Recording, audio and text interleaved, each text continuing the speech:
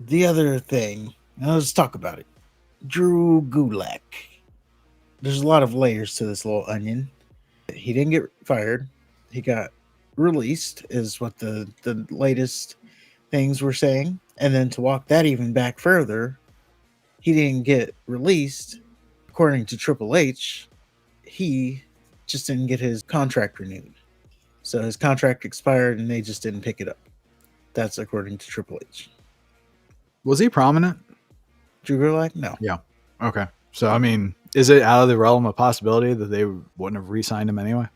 Maybe to like be a coach or like a trainer. From what people were saying, he was doing a lot of training for like the younger NXT crowd. Mm-hmm. I mean, maybe they could have just signed him as a trainer, but seemingly the Drew. And if you don't know about the drawstring thing, apparently he touched Ronda Rousey's drawstring on her sweatpants, which were outside of her pants for some reason. You know, because drawstrings usually go inside the pants of sweatpants, but she was walking around with her drawstring outside the sweatpants. He accidentally touched it, or maybe he didn't accidentally touch it.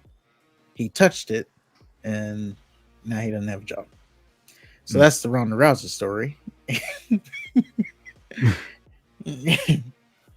But, you know, one thing we can confirm is they both did say something about the drawstring being touched. So there was contact with the drawstring. Yes. So that is for sure. He confirmed it. Speaking of which, imagine. So, okay, she says the story, right?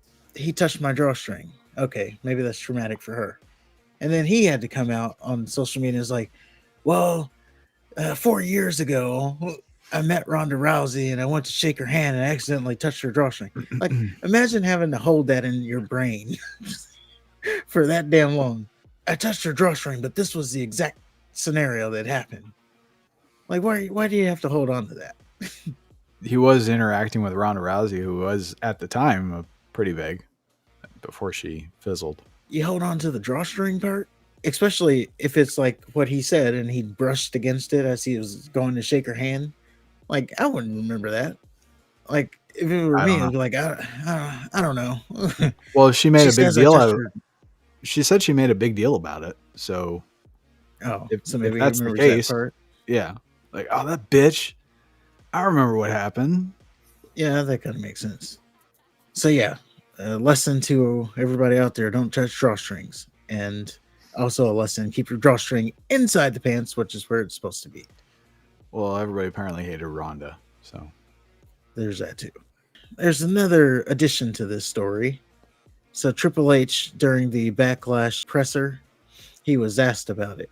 This is where we got the fact that he said that the contract expires and we just didn't renew it. So he was asked about it. The quote that everybody seems to be upset over. So the reporter asked him about the Drew Gulak thing, and he says, first of all, if you're going to quote a news source, pick a good one. I'd start there, or at least a credible one.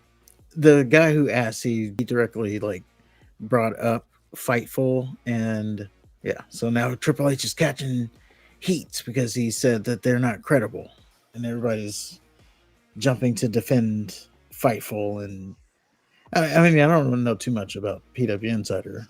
I know more about Fightful. I think that's Wade Keller. He was on Stone Cold's podcast every now and then.